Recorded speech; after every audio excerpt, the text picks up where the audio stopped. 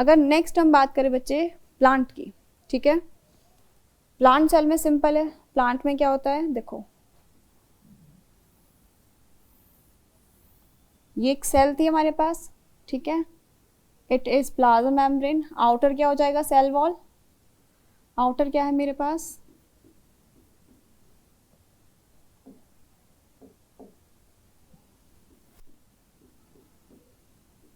Cell wall, and inner is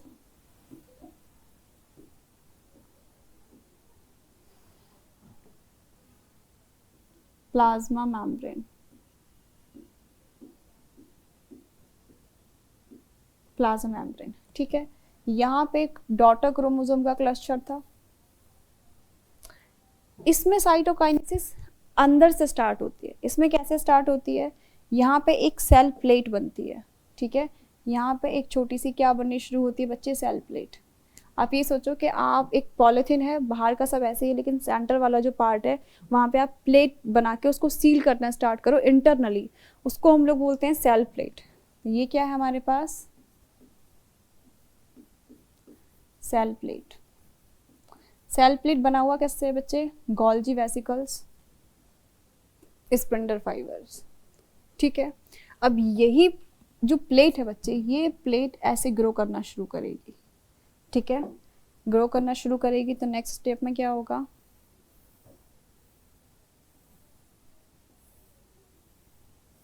ये cell है, outer क्या है हमारे पास, सेल वॉल, इनर क्या है, प्लाज्मा मेम्ब्रेन, यहाँ पे आपके क्या है, डॉटर क्रोमोसोम्स, ठीक है, और ये सेल प्लेट अल्टीमेटली क्या कर गई है, ग्रो कर गई है। ग्रो करते करते बच्चे ये फ्यूज़ कर जाती है, जब ये फ्यूज़ कर जाएगी, आप सोचो कि ये इस मेम्ब्रेन से क्या कर गई है, फ्यूज़ कर गई है। जब फ्यूज़ कर गई तो फ्यूज़ करने के बाद इसका जो सेंटर वाला पार्ट है, ये जो सेंटर वाला पार्ट बचा, आपने पढ़ा होगा कि जो सेल वॉल होती है उसके बीच में दो सेल वॉल, जो प्लांट सेल होती है उसके बीच में क्या होता है, मिडल लैमेला, ठीक है। तो यही क्या है बना तुम्हारा, इट इज मिडल लैमेला। ये किसके केस में चल रहा है बच्चे, ये किसके केस में चल रहा है, प्लांट के केस में। तो प्लांट के केस में जो प्लेट डेवलप हुई है वो इंटरनली डेवलप हुई, प्लस वो डिफ्यूज हो जाती है इंटरनली, कहाँ से, प्लाज्मा मेम्ब्रेन से। जब वो प्लाज्मा मेम्ब्रेन से डिफ्यूज हो गई तो दो सेल सेपरेट हो गए, लेकिन ये क्या था, तुम्हारे पास सेल वॉल था, और ये बीच का जो स्पेस बचा है इसको हम लोग क्या बोल देते हैं, मिडल लैमेला, ठीक है। इधर देखो किसके थ्रू हो रहा है बेटा, ये सेल प्लेट मेथड के थ्रू हो रहा है। सेल प्लेट में क्या क्या मिला था तुम्हें, गोल्जी वेसिकल्स मिले थे और स्पिंडल फाइबर। अब गोल्जी वेसिकल्स क्या होते हैं कि गोल्जी जो कॉम्प्लेक्स होता है ना, उसके बहुत सारे शेप होते हैं, ठीक है, उसी का एक शेप होता है जो वेसिकल्स के फॉर्म होता है, राउंड राउंड इस शेप के होते हैं, वो एक्यूमुलेट हो जाते हैं सेंटर में, ठीक है। Membrane of the cell plate expand outward until fuse with the plasma membrane, और अल्टीमेटली जब प्लाज्मा मेम्ब्रेन से फ्यूज करेगी तो दो सेल कंप्लीटली डिवाइड हो जाएंगे, ठीक है। कैसे डिवाइड हुई है, प्लाज्मा मेम्ब्रेन के थ्रू डिवाइड हुई है। ये किसका साइटोकाइनेसिस था, प्लांट का साइटोकाइनेसिस था। इसका साइटोकाइनेसिस डिफरेंट क्यों है, क्योंकि इसमें क्या प्रेजेंट होती है, सेल वॉल, और एनिमल में सेल वॉल नहीं होती है, ठीक है, समझ आया। ये कंप्लीट हुआ है बच्चे, क्या कंप्लीट हुआ है हमारा, mitotic division, okay. Mitotic division कैसा था, इक्वेशनल डिवीजन, और इक्वेशनल डिवीजन बहुत सिंपल होता है, कहाँ कहाँ यूज होता है, कोई वुंड को रिपेयर करना हो, कोई स्क्रैच लग गया हो, कोई डेड हो गई हो सेल, जैसे होता है ना एक्सीडेंट के बाद बेटा स्किन हट जाती है, एक्सीडेंट के जब स्किन हट जाती है तो आप देखते हो कि ड्यूरिंग टाइम वो रिफिल होना शुरू हो जाते हैं, रिफिल्स हो जा मतलब सेल जो होते हैं वो ग्रो करते हैं, डिवाइड करते हैं, अल्टीमेटली उसको रिफिल कर देते हैं। वहाँ पे जो प्रोसेस चल रही होती है उसको हम लोग क्या बोल देते हैं, माइटोटिक। पूरी बॉडी में जितनी भी डिवीजन चल रहे होते हैं वो माइटोटिक होते हैं, कहाँ नहीं होते, सिर्फ spermatogenesis and oogenesis, okay. So after mitotic division जो सेकेंड डिवीजन हमें आता है उसको हम लोग बोलते हैं रिडक्शनल डिवीजन, है ना, और मियोसिस। मियोसिस 1 मियोसिस 2 पे हम बाद में जाएंगे, अभी बस आप इतना समझो कि मियोसिस क्या होता है, व्हाट इज मियोसिस, ठीक है। मियोसिस एक टाइप का कैसा डिवीजन है बेटा, रिडक्शन। माइटोटिक में एक पेरेंटल सेल से, अगर मैं माइटोटिक की बात करूं, उसमें एक पेरेंटल सेल से कितने सेल बन रहे थे बच्चे, 2 सेल्स बन रहे थे, है ना। ये किसकी बात कर रही हूं मैं, माइटोटिक की, इट इज माइटोटिक। अगर मैं मियोसिस की बात कर रही हूं तो मियोसिस में 2 डिवीजन होते हैं, ठीक है, 2 डिवीजन, फर्स्ट डिवाइड हुआ, जो फर्स्ट डिवीजन होता है बच्चे उसको बोलते हैं reduction division. First one is reduction, okay. Second division, यही जो दोनों सेल्स होती हैं ये दोनों फिर से क्या करेंगी, डिवाइड कर जाएंगी। ये डिवाइड करेंगी तो क्या बनाएंगी वो सेल, 4 सेल। अल्टीमेटली मेरे पास कितने डॉटर सेल्स बने हैं, 4 सेल। और सेकेंड डिवीजन जो होता है हम उसको बोलते हैं equational division. Equational division, okay. अगर डिफरेंस की बात समझें तो डिफरेंस बच्चे ऐसे समझो, रिडक्शन डिवीजन में जो सेपरेट होते हैं वो होमोलॉगस क्रोमोसोम होते हैं। कैसे, मैंने बोला था ना क्रोमोसोम कितने हैं, 46। माइटोटिक में वो कैसे अलाइन हुए थे, 1 1 2 2 3 3 ऐसे अलाइन हुए थे। और जब वो सेपरेट हुए तो क्रोमैटिड सेपरेट हुए थे, इसलिए उनमें रिडक्शन नहीं हुआ। लेकिन अगर हम मियोसिस की बात करें तो मियोसिस में अलाइन कैसे होते हैं बच्चे, पेयरिंग हो जाती है होमोलॉगस क्रोमोसोम की। ये क्रोमोसोम नंबर 1 है, ये भी क्रोमोसोम नंबर 2 है, सॉरी 1 है, ठीक है। Second chromosome number 2, 2 and 2। अब आप सोचो अगर मैं इसको यहाँ से डिवाइड कर दूं, ठीक है, अगर मैं यहाँ से सेपरेट कर दूं तो जो डॉटर सेल होगी वो क्या रिसीव करेगी, डॉटर सेल तो half number of chromosome receive करेगी ना, समझ आया। तो यही होता है मियोसिस 1 में, रिडक्शन में यही हो रहा है बच्चे कि होमोलॉगस क्रोमोसोम जो होते हैं वो सेपरेट होते हैं, इसलिए बोलते हैं रिडक्शन। यहाँ पे क्या हो रहा है, सेपरेशन ऑफ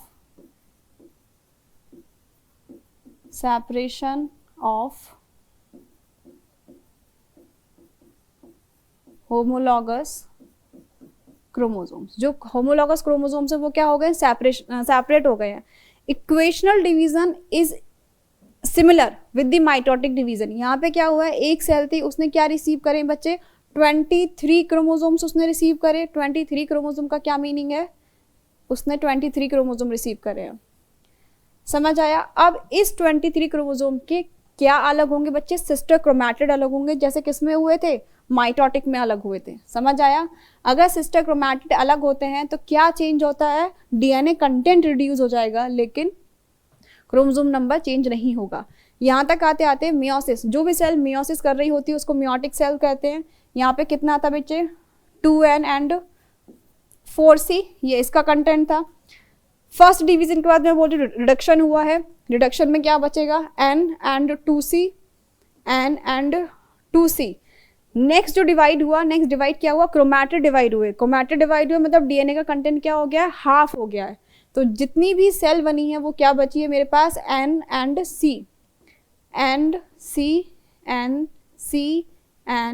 C। अगर आप कंपेयर करोगे इससे मियोटिक से तो क्या हुआ है, 1/4, समझ आया। जो डीएनए कंटेंट कितना था यहाँ पे 4c था, वहाँ पे क्या हो गया है C, यहाँ 2n था, वहाँ पे सब में क्या हुआ है बच्चे, n हुआ है। ये पूरा डिवीजन हमें पढ़ना है। इस पूरे डिवीजन को हम लोग क्या बोल देते हैं, मियोसिस, ठीक है। मियोसिस 1 जो फर्स्ट रिडक्शन था इसको हम बोल देते हैं meiosis 1, it is known as meiosis 1। And जो सेकंड था it is known as meiosis 2। बाकी सब फेज सारे सेम रहते हैं, प्रोफेज, मेटाफेज, एनाफेज, टेलोफेज, वो दोनों में सेम रहते हैं, समझ आया। चलो ओके, तो अगर मैं बात कर रही हूँ बच्चे मियोसिस 1 की, मियोसिस 1 को मैंने कितने पार्ट में डिवाइड किया है, 4 पार्ट में। First one is prophase 1,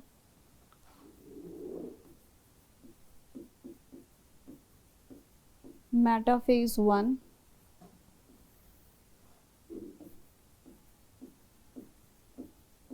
anaphase 1 and telophase 1, समझ आया।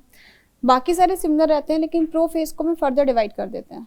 प्रोफेज को हम कैसे डिवाइड करेंगे, first one is लैप्टोटीन,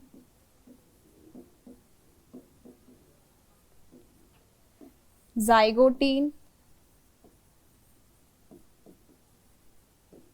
पकाइटीन,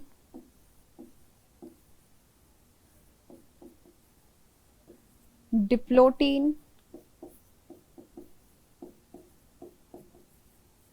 and diakinesis.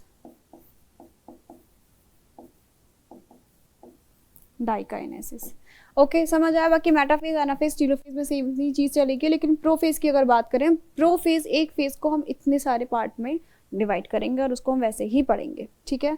तो फर्स्ट आता है हमारा क्या बच्चे, प्रोफेज 1। प्रोफेज 1 में भी क्या आएगा हमारे पास, लैप्टोटीन। लैप्टोटीन में क्या हुआ है, सेल खुद को प्रिपेयर करेगी डिवीजन के लिए। जब सेल खुद को प्रिपेयर करेगी तो क्या क्या करेगी, ठीक है।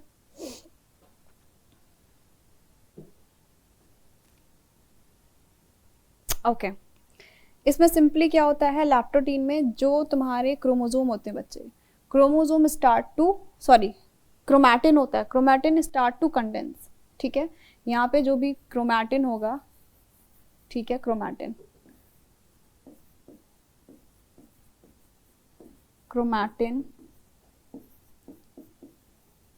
Start to condense. सेम चीज होगी जो कहाँ हुई थी हमारे पास, माइटोटिक के प्रोफेज में, ठीक है। न्यूक्लियोलस, ठीक है, nucleolus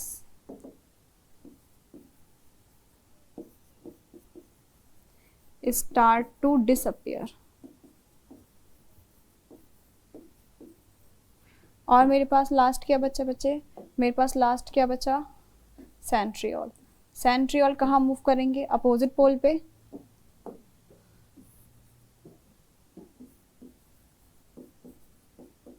centriole moves to opposite pole, ठीक है। क्या ये सारे करेक्टर्स वो नहीं है जो हमने प्रोफेज माइटोटिक में पढ़े थे, प्रोफेज माइटोटिक सेम ही है, ठीक है। क्या क्या है बच्चे इसमें, फर्स्ट पॉइंट क्या है बच्चे, कंडेंसेशन ऑफ क्रोमोसोम। क्रोमोसोम का कंडेंसेशन स्टार्ट हो गया, स्टार्ट हुआ है, plus centriole develop aster. Aster वो बना ही लेंगे जो मैंने बताया था, माइटोटिक एस्टर बनाते हैं, ऐसे ही एस्टर बनाएंगे। Plus move to opposite pole, जितने भी जो भी तुम्हारे सेंट्रियोल हैं वो अपोजिट पोल पे मूव करना शुरू करेंगे। ड्यूरिंग मूविंग ही क्या बनाता है बच्चे, वो एस्टर बनाता है। ये फर्स्ट था लैप्टोटीन। नेक्स्ट आता है हमारे पास जाइगोटीन। जाइगोटीन में एक बहुत इंपॉर्टेंट चीज होती है जिसको हम लोग बोल देते हैं पेयरिंग। पेयरिंग कैसे बच्चे, आप समझो, ये मेरे पास क्या है, एक क्रोमोसोम, ये है मेरे पास क्रोमोसोम नंबर 1, ठीक है। हर क्रोमोसोम की कॉपी होती है, तभी तो 46 क्रोमोसोम होते हैं, ठीक है। ये है मेरे पास बच्चे क्रोमोसोम नंबर 1-, ये दोनों सेम ही है। अब जब इसमें पेयरिंग होगी, पेयरिंग के लिए कुछ मेरे पास प्रोटीन्स आते हैं। फर्स्ट प्रोटीन, टोटल कितने प्रोटीन होते हैं बच्चे, 3 प्रोटीन होते हैं। फर्स्ट, सेकंड, और इसके बीच में एक थर्ड प्रोटीन आता है जो इसको कनेक्ट करके रखेगा, ठीक है। इन शॉर्ट अगर मैं बोलना चाहूँ तो ये कर क्या रहा है बच्चे, ये पूरा कॉम्प्लेक्स, प्रोटीन का कॉम्प्लेक्स है, ये दोनों होमोलॉगस क्रोमोसोम की पेयरिंग करा रहा है। इस पूरे कॉम्प्लेक्स को हम लोग बोलते हैं साइनेप्टोनेमल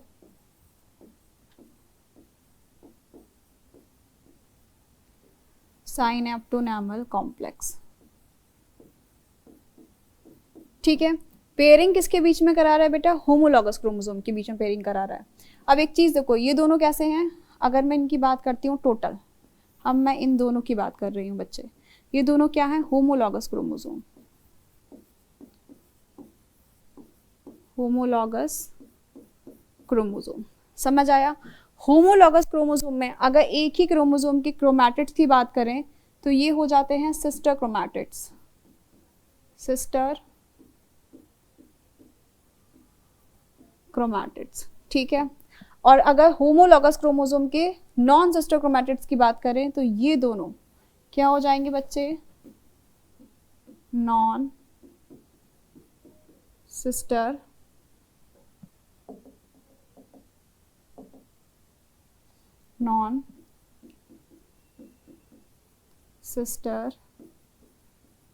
क्रोमैटिड्स, समझ आया, ठीक है। ये पूरा कॉम्प्लेक्स बनता है, इसको बोलते हैं साइनेप्टोनेमल कॉम्प्लेक्स, और इसमें पेयरिंग हो रही है, ठीक है। यहाँ पे क्या हो रहा है बच्चे, देखो पेयरिंग हो रही है विद द प्रोसेस, इस प्रोसेस को बोलते हैं सिनेप्सिस। जब दोनों होमोलॉगस क्रोमोसोम की पेयरिंग होती है, उस प्रोसेस को हम लोग क्या बोल देते हैं बच्चे, उस प्रोसेस को हम लोग सिनेप्सिस बोल देते हैं। एक लैडर लाइक प्रोटीन से अटैच होते हैं। लैडर लाइक प्रोटीन क्यों, अगर आप सिर्फ व्हाइट वाला देखोगे तो ये लैडर की तरह नहीं लग रहा है। लैडर क्या होता है, दो ऐसे पोल होते हैं, उसके बीच में क्या होता है, सपोर्ट सिस्टम होता है जिसपे हम लोग चढ़ते हैं, सिमिलर होता है। ऐसे ही ये साइनेप्टोनेमल कॉम्प्लेक्स किससे बना हुआ है, 3 प्रोटीन से बना हुआ है, और उसको हम लोग क्या बोल देते हैं, लैडर लाइक प्रोटीन, क्योंकि उसका शेप और उसका स्ट्रक्चर कैसा होता है बच्चा, लैडर की तरह होता है। प्लस जो पेयर्ड होमोलॉगस क्रोमोसोम है उसको हम लोग बोलते हैं बेटा बाइवेलेंट और टेट्राड। टेट्राड क्यों बोल रहे हैं, क्योंकि यहाँ पे कितने क्रोमैटिड है, 4 क्रोमैटिड, 4 क्रोमैटिड्स, ठीक है। 4 क्रोमैटिड्स कैसे आप काउंट करो, काउंट कैसे करेंगे, 1 2 3 4, ठीक है। तो कितने क्रोमैटिड है, 4 क्रोमैटिड है, समझ आ गया। ये सेकंड था। फर्स्ट क्या था, कंडेंसेशन स्टार्ट हुआ, फिर दोनों होमोलॉगस क्रोमोसोम के बीच में क्या हो गई, हमारे पास पेयरिंग हो गई है। नेक्स्ट है हमारे पास पेकाइटिन। पेकाइटिन बहुत ही कॉम्प्लेक्स, आप बोल सकते हैं यहाँ से थोड़ा सा कॉम्प्लेक्स चीजें होना स्टार्ट हो जाती हैं। पेकाइटिन में एग्जैक्टली होता क्या है बच्चे, क्रॉसिंग ओवर होती है। क्रॉसिंग ओवर में आप समझो कि मेरे पास क्या था अब तक, मेरे पास होमोलॉगस क्रोमोसोम थे, ठीक है। दूसरा होमोलॉगस क्रोमोसोम में क्या करूंगी, सेकंड कलर से बना देते हैं,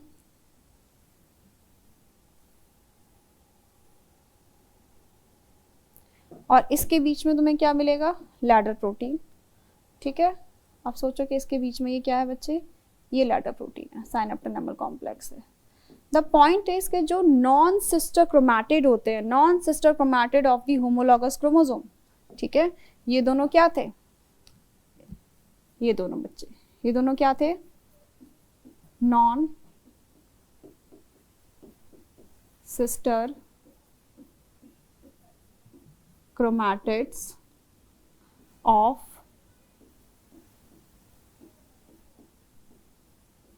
homologous chromosome, ठीक है। ये क्या करते हैं, क्रॉसिंग ओवर कर रहे हैं। क्रॉसिंग ओवर का क्या मतलब है, क्रॉस करना नहीं होता, सिमिलरली वो एक दूसरे के ऊपर क्या करते हैं, क्रॉसिंग ओवर करते हैं। इसी क्रॉसिंग ओवर से क्या होता है, exchange of genetic material. Genetic material क्या होगा, चेंज होगा, जिससे रिकॉम्बिनेशन होगा। रिकॉम्बिनेशन से क्या आती है, वेरिएशंस आते हैं, इवोल्यूशन में हेल्प हो रही है, ठीक है। तो यहाँ पे क्या हो रहा है बच्चे, जो होमोलॉगस क्रोमोसोम है वो थिक हो गए हैं, शॉर्ट हो गए, कंडेंसेशन चल ही रहा है कॉन्टिन्यूसली उसमें। वो क्लियरली तुम्हें कैसे दिखेंगे, टेट्राड की तरह, जो ऑलरेडी हमें दिख ही रहा है। नेक्स्ट है non sister chromatid exchange genetic material. उस प्रोसेस को हम लोग क्या बोल देते हैं, क्रॉसिंग ओवर, ठीक है। यहाँ पे क्या हुआ, क्रॉसिंग ओवर हो चुकी है कि 2 होमोलॉगस क्रोमोसोम के नॉन सिस्टर क्रोमैटिड थे, उन्होंने क्या कर लिया, क्रॉसिंग ओवर किया है, समझ आया, ठीक है। Crossing over take place with the help of an enzyme जिसको बोलते हैं रिकॉम्बिनेज। रिकॉम्बिनेज का क्या मतलब होता है, जो मल्टीपल कॉम्बिनेशन बनाए, रिकॉम्बिनेज, ठीक है। ये एक एंजाइम है, जब आप आगे जाके बायोटेक्नोलॉजी पढ़ोगे ना तब भी ये एंजाइम आता है रिकॉम्बिनेशन के लिए, समझ आया। ये किसका स्ट्रक्चर था बच्चे, पूरा पेकाइटिन। नेक्स्ट क्या होगा हमारे पास, डिप्लोटीन। अभी तक जितने भी मेरे पास होमोलॉगस क्रोमोसोम थे वो एक दूसरे से अटैच थे ड्यू टू साइनेप्टोनेमल कॉम्प्लेक्स, ठीक है। एक क्रोमोसोम ये था हमारे पास और सेकंड क्रोमोसोम हमारे पास ये था। क्या क्रॉसिंग ओवर एक ही जगह से हो सकती है, मल्टीपल जगह से हो सकती है, मल्टीपल जगह से हो सकती है depending on the size of the chromosome, ठीक है, समझ आया। इसके बीच में क्या था, साइनेप्टोनेमल कॉम्प्लेक्स था, ठीक है। यहाँ क्या था, साइनेप्टोनेमल कॉम्प्लेक्स स्टार्ट टू डिसअपियर, ठीक है, स्टार्ट टू डिसॉल्व, वो डिसॉल्व होना स्टार्ट हो जाएगा। जब डिसॉल्व होना स्टार्ट हो जाएगा बच्चे, तो होमोलॉगस क्रोमोसोम को पास पास पेयरिंग करा के कौन रखेगा, कोई नहीं रखेगा।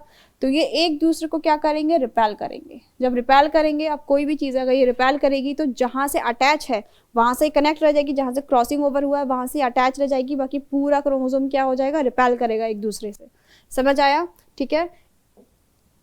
चलो अब हम बात करें, यहाँ पे क्या हुआ है, synaptonemal complex begin to dissolve, start हो चुका है डिसॉल्व होना, जिसकी वजह से जो भी होमोलॉगस क्रोमोसोम है वो एक दूसरे को क्या करेंगे, रिपेल करेंगे।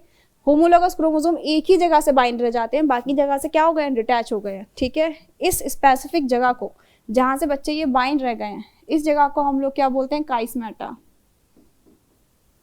काइस्मेटा, काइस्मेटा क्या है बेटा? एक्स लाइक स्ट्रक्चर, एक स्ट्रक्चर है जो क्रॉस की तरह दिखता है। क्रॉस की तरह क्यों दिखेगा? सिंपल, कि यहाँ से अटैच था, बाकी पूरा डिसॉल्व होकर, डिटैच होकर, रिपेल होकर अलग अलग हो चुका है, तो बीच में एक एक्स स्ट्रक्चर तो बचेगा ना, जहाँ से क्रॉसिंग ओवर हो गई है, उसी को हम लोग क्या बोल देते हैं? काइस्मेटा बोल देते हैं। ठीक है, next, homologous chromosome attach to specific part, जो एक्स शेप का होता है और जिसको हम लोग काइस्मेटा बोल रहे हैं। इसी में क्या होगा बेटा? रिकॉम्बिनेशन होगा। ठीक है, अब आपने पढ़ा होगा oogenesis। oogenesis में क्या होता है बच्चे? जब oogenesis चलती है ना, तो oocytes जो होते हैं वो होल्ड हो जाते हैं। ठीक है, फीमेल में जो oocyte होते हैं उनमें सेकंड मियोसिस नहीं हो पाता, वो होल्ड पे चला जाता है, और वो फेज कौन सा होता है? डिप्लोटीन। वो डिप्लोटीन ही होल्ड पे रहता है। वो कब तक कंप्लीट नहीं होगा? जब तक फर्टिलाइजेशन नहीं हो रहा है। अगर फर्टिलाइजेशन हो जाता है तो सेकंड मियोसिस कंप्लीट होती है, अदरवाइज नहीं होती है। तो जिस स्टेज पे वो होल्ड पे है उसको हम लोग क्या बोलते हैं? डिप्लोटीन। इसीलिए एक लाइन क्या है बच्चे के? oocyte ऑफ सम वर्टेब्रेट्स, कुछ वर्टेब्रेट्स में oocyte जो होती है वो लास्ट करती है। लास्ट मतलब रहती है मंथ और ईयर्स तक। ठीक है, एयर्स की अगर बात करें तो ह्यूमंस की बात कर सकते हैं एयर्स में। समझ आ गया? नेक्स्ट है हमारे पास, और लास्ट है डाइकाइनेसिस। डाइकाइनेसिस में क्या हुआ है? रिपेलेशन बहुत ज़्यादा बढ़ जाएगी। कुछ ऐसा समझो, इतना रिपेल होगा बच्चे कि ये एक दूसरे से क्रोमोसोम एकदम डिटैच हो जाएंगे। डिटैच हो गए, जब डिटैच होने के बाद क्रॉसिंग ओवर अगर हुआ है तो दोनों का कुछ पार्ट एक्सचेंज हुआ होगा। राइट, दोनों का कुछ पार्ट क्या होगा? एक्सचेंज होगा।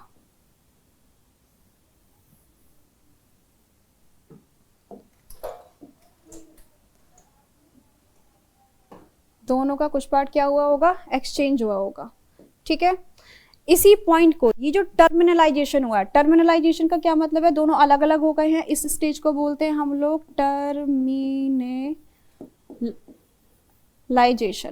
ठीक है, ये लास्ट पार्ट है बेटा प्रोफेज का। प्रोफेज का जो लास्ट पार्ट होता है उसको डाइकाइनेसिस कहते हैं। इसमें क्या हुआ? रिपेल की वजह से दोनों होमोलॉगस क्रोमोसोम क्या हो गए हैं? अलग अलग हो गए हैं। अलग अलग होने की वजह से उनका कुछ पार्ट एक्सचेंज हो जाता है। समझ आया? और यही है जो नए नए कॉम्बिनेशंस बनाता है। यही है जो क्या बनाता है? नए नए कॉम्बिनेशंस बनाता है। जैसे कि यहाँ पे क्रोमोसोम फुली कंडेंशल हो जाएंगे। क्यों? अर्ली प्रोफेज और लेट प्रोफेज का अगर आप कॉम्बिनेशन देखोगे तो एग्जैक्टली प्रोफेज ही चल रहा है हमारे पास अभी। प्लस काइस्मेटा स्लाइड ओवर और वो डिसअपियर हो जाता है। क्यों? क्योंकि वो डिटैच हो चुके हैं, तो काइस्मेटा तो डिसअपियर हो ही चुका होगा। इसको क्या बोलते हैं? टर्मिनलाइजेशन बोल देते हैं। यहाँ पे न्यूक्लियर मेम्ब्रेन, न्यूक्लियोलस डिसअपियर हो जाता है जैसे प्रोफेज में हुआ था।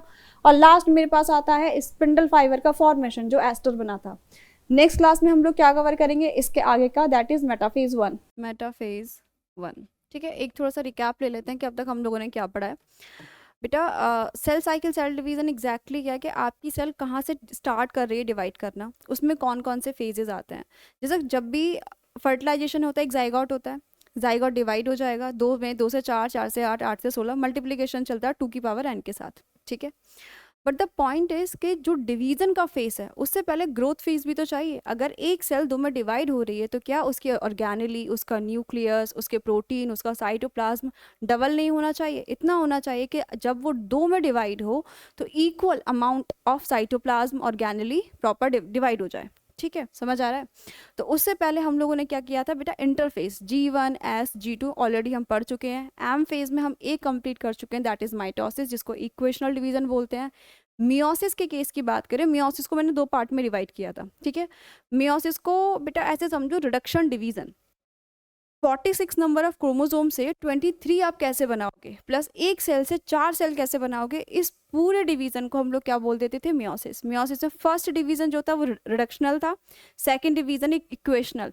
First division is known as meiosis 1। Meiosis 1 में फर्स्ट फेज हम ऑलरेडी कंप्लीट कर चुके हैं, दैट इज प्रोफेज 1।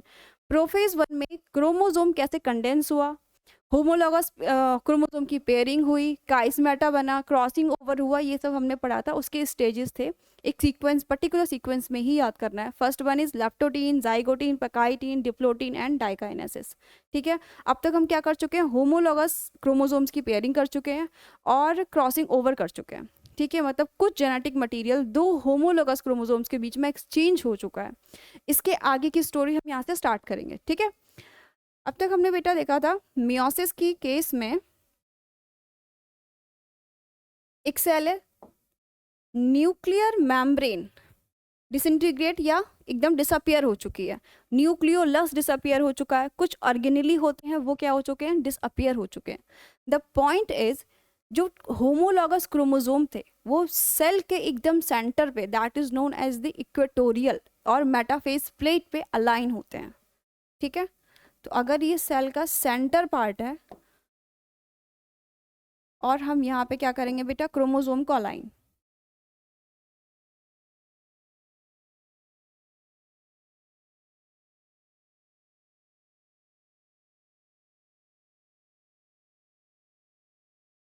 और ये टिल कहाँ तक जाएगा, 23 तक।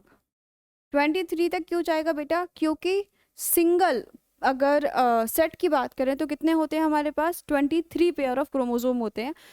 एक क्रोमोसोम की पेयरिंग होती है, मतलब एक क्रोमोसोम की कॉपी होती है, हर क्रोमोसोम की कॉपी होती है, इसलिए कॉपी टोटल मिला के क्रोमोसोम कितने मिलते हैं, 46 क्रोमोसोम मिलते हैं। ठीक है, तो जब 23 ऊपर अलाइन है, 23 नीचे अलाइन है, तो टोटल कितने हो गए हमारे पास, 46 क्रोमोसोम्स, राइट।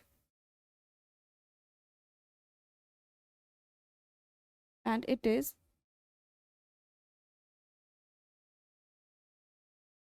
मेटाफेज प्लेट और इक्वेटोरियल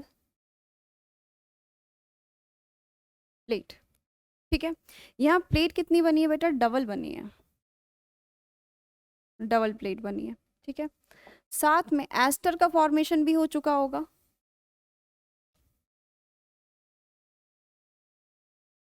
राइट।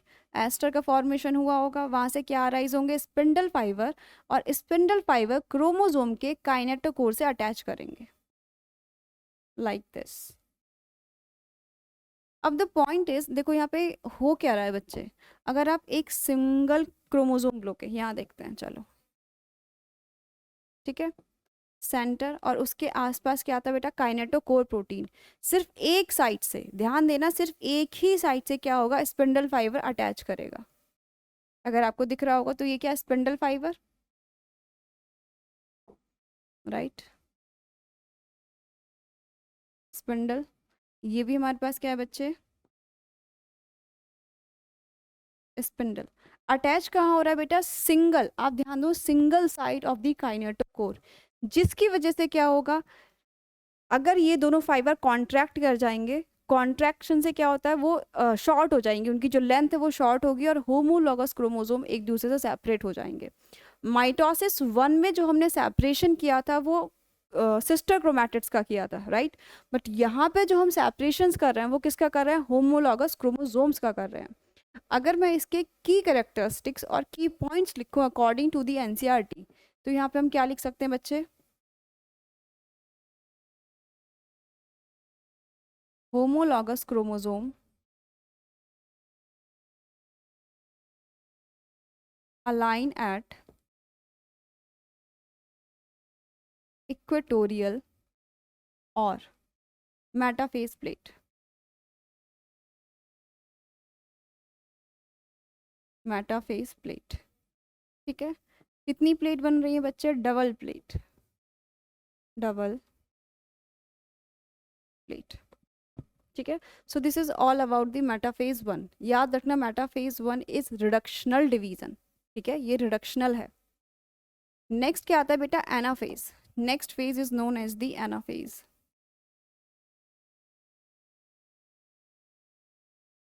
एनाफेज 1, एनाफेज 1 बेटा वो पार्ट, एनाफेज में क्या होता है, कोई भी चीज स्प्लिट हो जाती है। माइटोसिस में हमने क्या स्प्लिट किए थे, सिस्टर क्रोमैटिड और दी सेंट्रोमियर। यहाँ हम क्या स्प्लिट कर रहे हैं बेटा, होमोलॉगस क्रोमोसोम्स, राइट।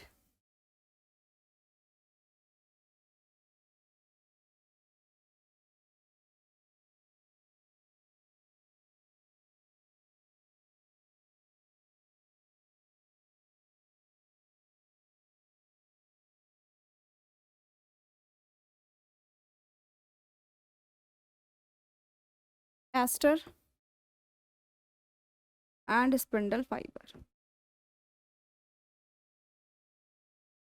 ठीक है, हुआ क्या है बच्चे, कॉन्ट्रैक्शन। अगर इसकी आप की कैरेक्टरिस्टिक्स देखोगे तो दोनों स्पिंडल फाइबर, जो दोनों अपोजिट पोल के स्पिंडल फाइबर्स हैं, वो क्या हुए, कॉन्ट्रैक्ट हुए, उनकी लेंथ शॉर्ट हुई, जिसकी वजह से होमोलॉगस क्रोमोसोम स्प्लिट हो गया।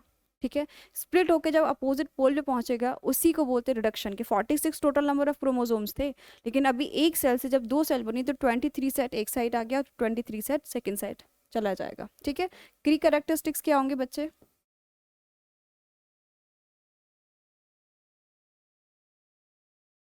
Homologous chromosome separate.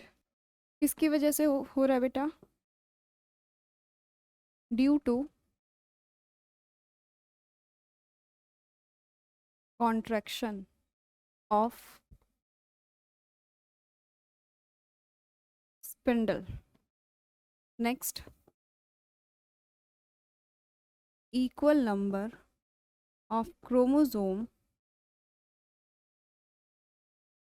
reach at opposite pole। ठीक है, समझ आ गया। अगर डिफरेंस के फॉर्म में बात करें मेटाफेज से, तो यहाँ स्प्लिट नहीं होता सेंट्रोमियर, तो मैं एक लाइन लिख सकती हूँ, डू नॉट, या centromere, centromere do not, centromere बेटा स्प्लिट नहीं होता है। ठीक है, तो बट इन नोट्स की जो मैं बोल रही हूँ वो सेम ही चीज़ है, बट द पॉइंट इज के इन नोट्स की ज़रूरत क्या है, क्योंकि बेटा सीबीएसई में ना टिक मार्क्स नहीं आता है, राइट। सीबीएसई में आता क्या है, थ्योरी फॉर्म में आता है। तो जब तक आपको कंटेंट थ्योरी के फॉर्म में नहीं पता होगा तब तक आप क्या लिखोगे, सिर्फ डायग्राम से मार्क्स नहीं मिलेंगे। ठीक है, समझ आया। चलो, एनाफेज हो गया। Next, telophase. टीलोफेज में क्या होगा बच्चे,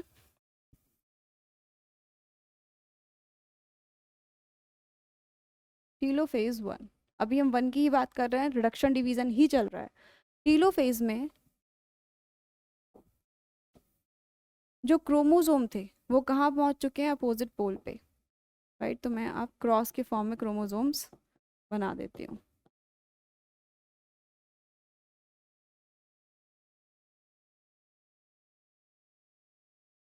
राइट।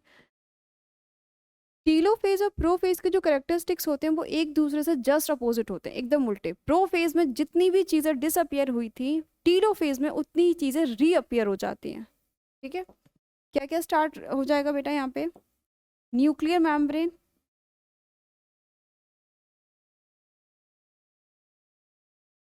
राइट, न्यूक्लियोलस, प्लस जो कंडेंस फॉर्म था किसका बेटा, क्रोमोसोम का, वो धीरे धीरे अनकॉइल या अनवाइंड होना शुरू हो जाएगा। इसके की कैरेक्टरिस्टिक्स क्या होंगे बच्चे,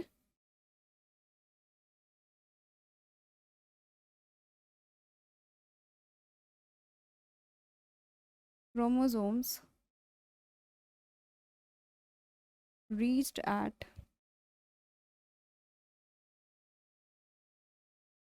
अपोजिट पोल, राइट। वो पहुंच चुके हैं एनाफेज में, सिर्फ आप बोल सकते हो स्प्लिट हुए थे और जा रहे थे, बट जो उनका कहते हैं कि जर्नी स्टार्ट हुई, लेकिन जो स्टार्टिंग का फेज था it is known as the anaphase. जो एंडिंग फेज है कि वो डेस्टिनेशन पे पहुंच गए, अपोजिट पोल पे पहुंच गए, it is known as the telophase. Okay, तो क्रोमोसोम कहाँ पहुंच चुके हैं बच्चे, अपोजिट पोल पे पहुंच चुके हैं। प्लस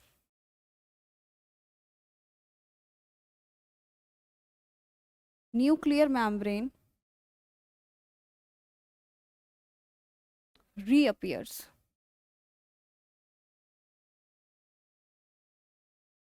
plus nucleolus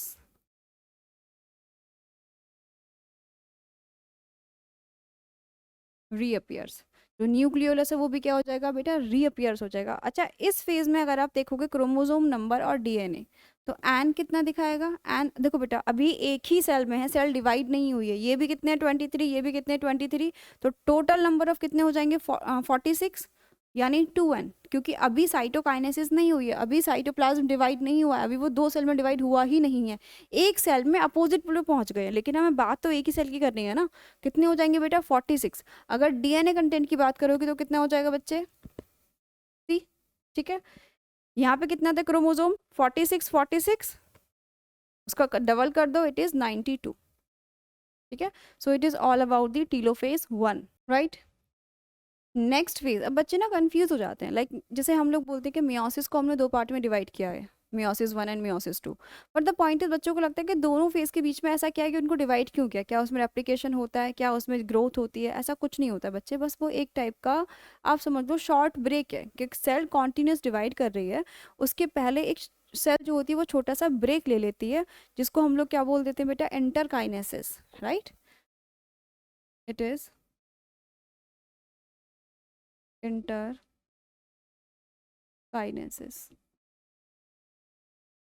इंटरकाइनेसिस क्या है बेटा, शॉर्ट ब्रेक बिटवीन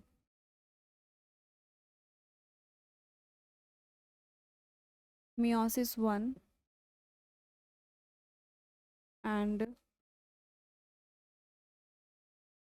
meiosis 2, दोनों के बीच में शॉर्ट ब्रेक होता है उसको बोल देते हैं। प्लस बच्चे कंफ्यूज हो जाते हैं और आपको इस पे PYQ भी मिलेगा, नीट में CBSE में सब जगह इस पे PYQ आपको मिल जाएंगे।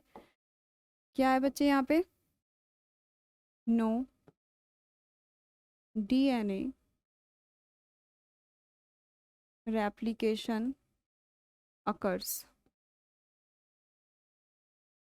ठीक है, DNA का रेप्लिकेशन नहीं होता है, क्यों, क्योंकि वो बेटा इंटरफेज में एंटर ही नहीं कर रही है, बस एक शॉर्ट ब्रेक ले रही है कि डिवीजन से पहले एक छोटा सा ब्रेक वो ले रही है, ठीक है। इंटरकाइनेसिस को अगर हम डायग्राम के बेस से समझे तो हम कैसे समझ सकते हैं, देखो मेरे पास एक सेल थी, it is 2n, it is 2n और diploid, divided into two cells 23 and 23, ठीक है, हैप्लॉइड हैप्लॉइड दोनों मेरे पास क्या है बच्चे, हैप्लॉइड, ये भी n है हमारे पास, ऐसे देखो ऊपर लिख लेते हैं n और n, this phase is known as the meiosis 1, right, it is meiosis 1, ठीक है। अब इसके जस्ट बाद meiosis 2 होना है, लेकिन क्या जस्ट बाद meiosis 2 होता है, नहीं, इसके बीच में एक छोटा सा ब्रेक होता है जिसको हम लोग क्या बोल देते हैं, इंटरकाइनेसिस। नाउ अब ये एक एक सेल एग्जैक्ट डिवीजन फॉलो करेंगी, जो माइटोसिस का डिवीजन था एग्जैक्ट डिवीजन फॉलो करेगी और एक सेल दो में डिवाइड हो जाएगी, लेकिन number of chromosome equational division में भी सेम था और यहाँ भी सेम रहेगा।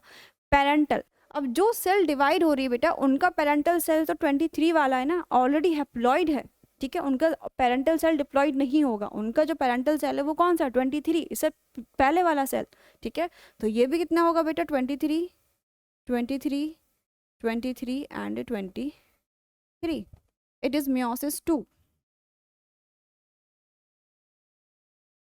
meiosis 2, right. meiosis 1 को हम लोग क्या बोल रहे थे, reduction division, reductional, and it is equational, equational, समझ में आ रहा है। अब इन दोनों के बीच का जो गैप होगा, ये resting gap, it is known as interkinesis, इसको हम इंटरकाइनेसिस बोलते हैं, ठीक है। तो ये तो एक समराइज्ड फॉर्म है कि एग्जैक्टली ये कैसे रेप्लिकेट करेगा। अब जो मैं डिवीजन करूंगी वो पेरेंटल सेल कौन सा लेके करेंगे, 23 वाला, 22 से, मतलब जो पेरेंटल था, एक्चुअल पेरेंटल सेल था, उससे मेरा कोई मतलब नहीं है, मुझे जो मेरे पास प्रेजेंट सेल है दैट इज 23 हैप्लॉइड सेल, मुझे उससे दो सेल बनाने हैं, ठीक है। तो जो हम ट्रीट करेंगे बेटा, अब इस सेल को हम ट्रीट करेंगे। टीलोफेज के बाद एक फेज और आता है जिसको हम लोग बोलते हैं साइटोकाइनेसिस, राइट, साइटोकाइनेसिस।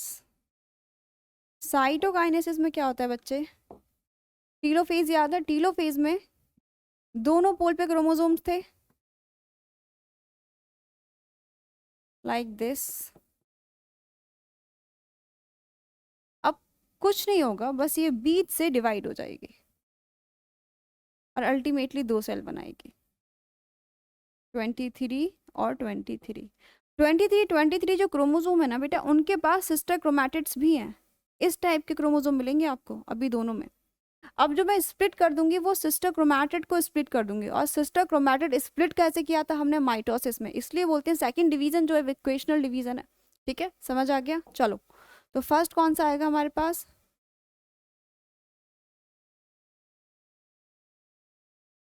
प्रोफेज 2, ठीक है। प्रोफेज 2 में क्या होगा बच्चे, एक सेल लेके चलेंगे हम, दोनों सेल कंसीडर नहीं करेंगे अब। एक सेल था, हैप्लॉइड होगा, इसके अंदर नंबर ऑफ क्रोमोसोम्स कितने हैं बेटा, 23, राइट। वो स्टार्ट करेंगे कंडेंस होना।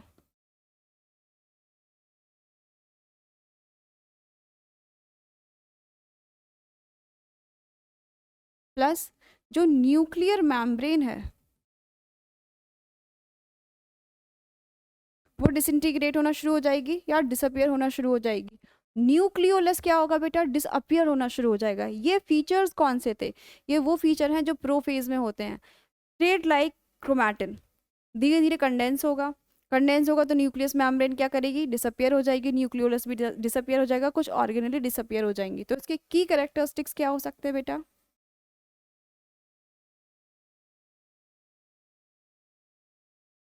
DNA start to condense, right? Nuclear membrane disappears.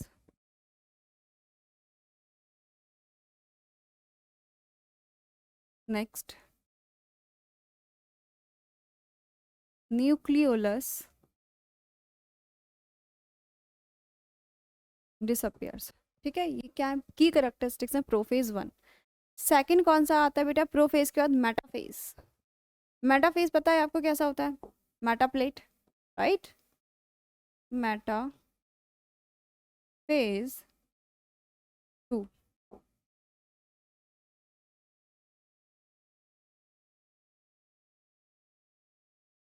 23 chromosome align कैसे होंगे, ठीक है।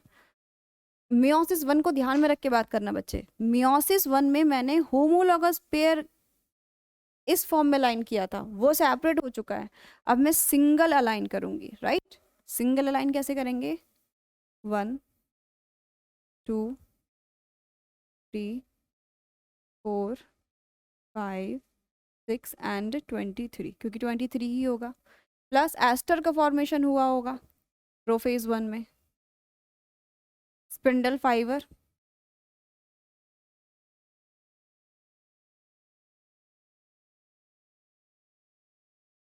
राइट।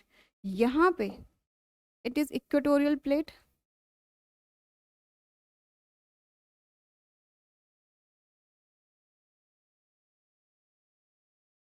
इक्वेटोरियल प्लेट और मेटाफेज प्लेट। कैसे ही बच्चे, ये सिंगल है, it is single, right. Meiosis metaphase 1 is double but it is single, exact replica है बेटा ये माइटोसिस का, ठीक है। की characteristics of the mitosis, so chromosome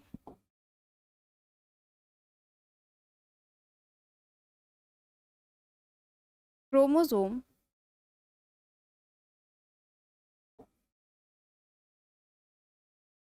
align at the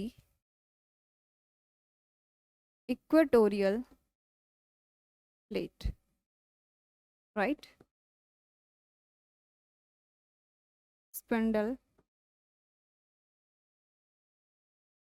attached with kinetochore, kinetochore से क्या करेगा बेटा, वो अटैच हो जाएगा, ठीक है। दो चीज समझ में आ गई। प्लस सिंगल मेटाफेज प्लेट, यहाँ पे जो प्लेट बनी है वो कैसी बेटा, सिंगल बनी है और 23 क्रोमोसोम की बनी है। मियोसिस में भी 23 क्रोमोसोम अलाइन हुए थे, बट उसका सेकंड जस्ट नीचे क्या हुआ था बेटा, उसके होमोलॉगस क्रोमोसोम अलाइन हो गए थे, तो टोटल नंबर ऑफ कितना हो गया था, 46 हो गया था। It is all about the metaphase 2। Move to the anaphase 2, right. Anaphase 2, anaphase 2 में क्या होगा बेटा, स्प्लिट। क्रोमोसोम पता है ना आपको, क्रोमोसोम से, ओके मैं एक चीज़ और क्लियर करूँ, उससे चीज़ें और क्लियर हो जाएंगी। यहाँ पे आप देखोगे सिंगल क्रोमोसोम से, अगर आपके पास ये क्रोमोसोम है राइट, एक सिंगल क्रोमोसोम से दोनों अपोजिट पोल के स्पिंडल फाइबर अटैच हुए हैं, दोनों अपोजिट पोल के स्पिंडल फाइबर अटैच हुए हैं। अब जब ये फाइबर कॉन्ट्रैक्ट करेंगे, स्पिंडल फाइबर क्या करते हैं बेटा, कॉन्ट्रैक्ट करते हैं, और इंटर क्रोमोसोमल फाइबर रिलैक्स करते हैं, जिसकी वजह से क्या होता है, स्पिंडल फाइबर शॉर्ट हो जाएगा, इंटर क्रोमोसोमल फाइबर एक दूसरे से स्प्लिट होते चले जाएंगे, सेंट्रोमियर स्प्लिट हो जाएगा, सिस्टर क्रोमैटिड स्प्लिट हो जाएंगे। ठीक है, ध्यान से सुन लो फिर से।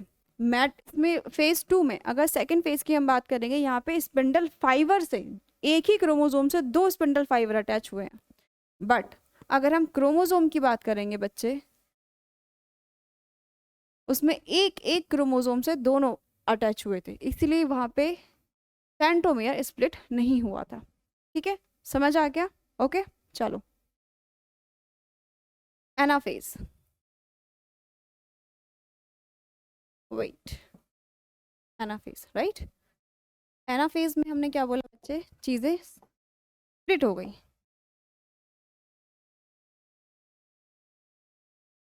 Like this. मैं सिर्फ 4 बना रही हूँ, बट टोटल कितने होंगे बेटा, 23।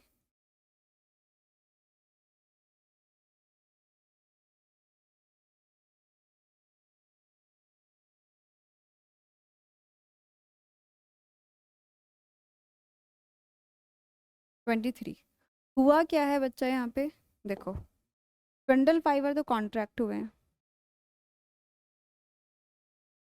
स्पिंडल कॉन्ट्रैक्ट, प्लस यहाँ पे जो फाइबर होंगे it is inter chromosomal fibre relax, जिसकी वजह से स्प्लिट हुआ है, सेंट्रोमियर स्प्लिट हुआ है, सिस्टर क्रोमैटिड सेपरेट हुए हैं राइट। की कैरेक्टरिस्टिक्स क्या हो जाएंगे बेटा इसके,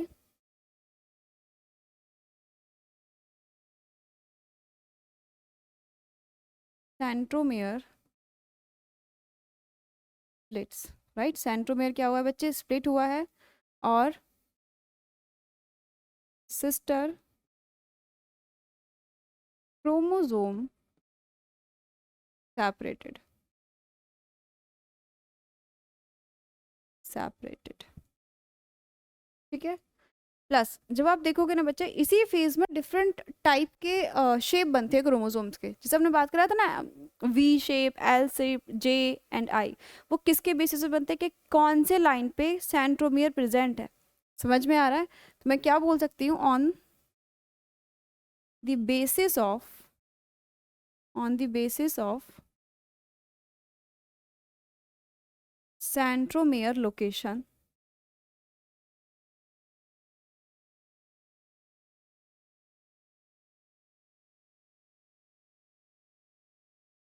different types of shape appear।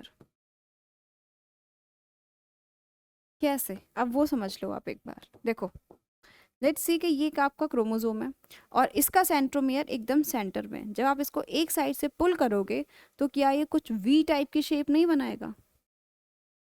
ठीक है, फर्स्ट अगर आपका सेंट्रोमियर एक साइड है, मतलब एक से एक आर्म छोटी है, एक आर्म बड़ी है, और आप जब इसको पुल करोगे बेटा तो ये कुछ एल टाइप का शेप बनाएगा, इस फॉर्म का।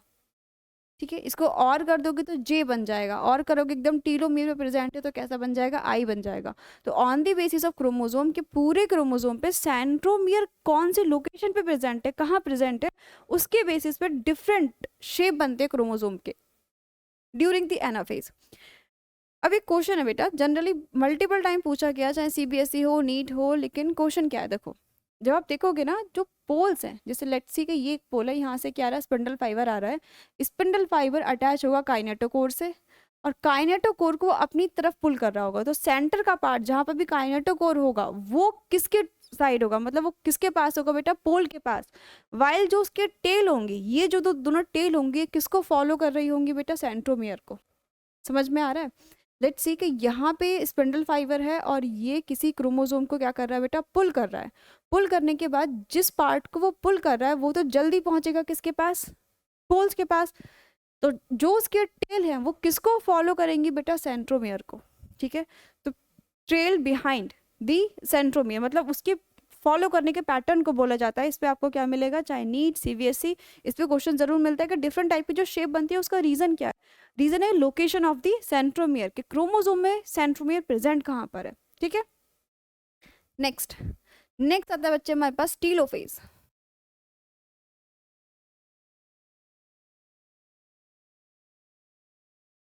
टीलोफेज 2।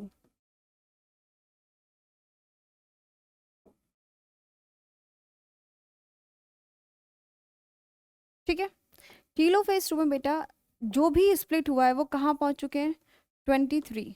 अब मैं इसको ऐसे बना रही हूँ, राइट।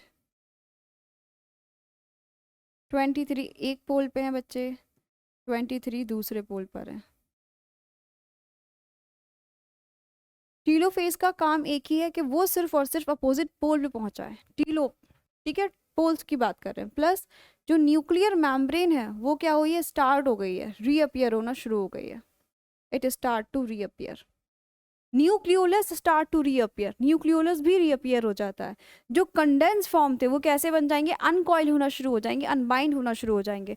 कुछ ऑर्गेनेली जो डिसअपियर हो चुके थे वो क्या हो जाएंगे, वापस से अपियर होना शुरू हो जाएंगे। तो हम लोग इसमें क्या लिख सकते हैं बच्चे, chromosome reached at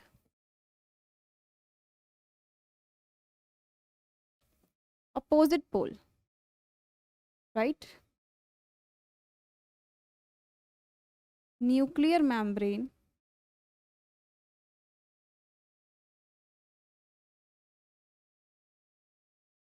start to reappears.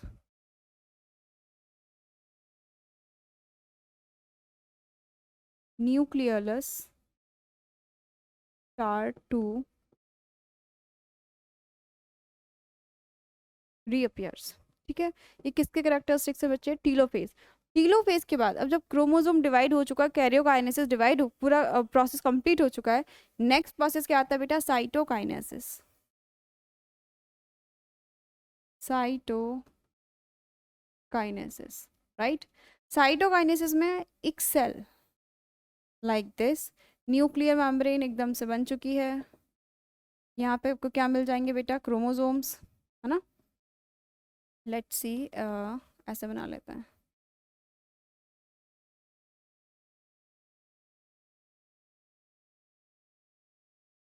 Chromosomes. ठीक है, साइटोप्लाज्म डिवाइड होगा, डिवीजन किसका होगा बेटा, cytoplasm.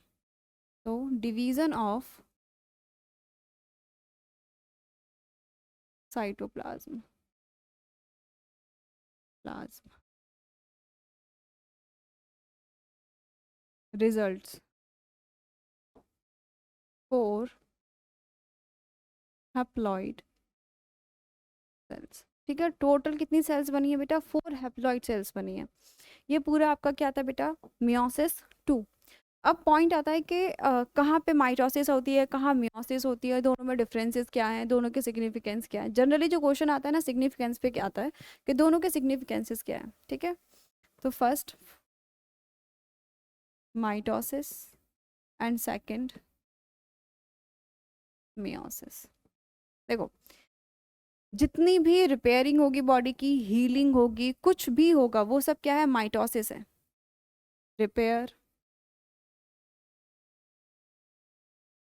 Healing plus growth, development, वो सब माइटोसिस है। माइटोसिस में नंबर चेंज नहीं होता, राइट। डिप्लॉइड सेल की अगर माइटोसिस हो रही है तो वो डिप्लॉइड ही बनेगी। तो मैं क्या लिख सकती हूँ वहाँ पे, डू नॉट, या chromosomal number, chromosomal number remain same. वो कैसा रहता है बच्चे, वो सेम ही रहता है, रिमेन सेम। ओके। अब आप ऐसे समझो, जैसे फर्टिलाइजेशन हुआ, एक सिंगल जाइगोट था, एक जाइगोट पूरा डेवलप होके एक प्रॉपर इंडिविजुअल, मैं एक प्रॉपर एक इंडिविजुअल अडल्ट हूँ बेटा, मेरे अंदर जो ग्रोथ हुई है, ठीक है, जो ग्रोथ हुई है, सेल्स बने हैं, वो सब क्या है, वो सब माइटोसिस है, सब कुछ माइटोसिस है। तो मियोसिस कहाँ होती है? मियोसिस आपकी होती है जब गैमेट का फॉर्मेशन हो रहा होता है। वो भी क्यों? क्योंकि आपको आप बोल सकते हो क्रोमोसोम नंबर को फिक्स रखना है। जैसे मान लेते हैं कि हमारे पास 2 पर्सन है, ठीक है, एक एग्जाम्पल ले रहे हैं, जैसे ए और बी पर्सन है। लेट्स सी कि ए कितना है बेटा 2n और बी भी कितना है 2n। अगर रिडक्शन डिवीजन नहीं होगा, ठीक है, मैं फिर भी लिख लेती हूँ, if reductional division do not occurs, अगर नहीं होगा तब की हम बात करें क्या होगा। देखो, दोनों का जाइगोट बनेगा, इट इज 4n। तो जो भी इंडिविजुअल बनेगा, जो भी अडल्ट बनेगा, वो 4n है। अब इसका जो गैमेट होगा वो कितना होगा बेटा? गैमेट की मैं बात करूं, इट इज 4n। और जो सेकंड पर्सन आएगा वो तो कुछ भी आ सकता है, 2n आ सकता है, 4n आ सकता है, 8n आ सकता है, जैसे भी 6n आ सकता है। लेट्स से कि 2n आ गया, ठीक है। तो अल्टीमेट रिजल्ट कितना बना बेटा? 6n। अब आप देख रहे हो मुझे मेंटेन कितना करना था, स्टार्ट कहाँ से किया था मैंने? 2n से, लेकिन कितना क्रोमोसोमल नंबर आ गया? 6n। इससे पता चल रहा होगा कि अगर रिडक्शन डिवीजन नहीं होगा तो हम क्रोमोसोमल नंबर को मेंटेन नहीं कर पाएंगे। क्रोमोसोमल नंबर नहीं मेंटेन करेंगे तो क्रोमोसोमल डिसऑर्डर होते हैं।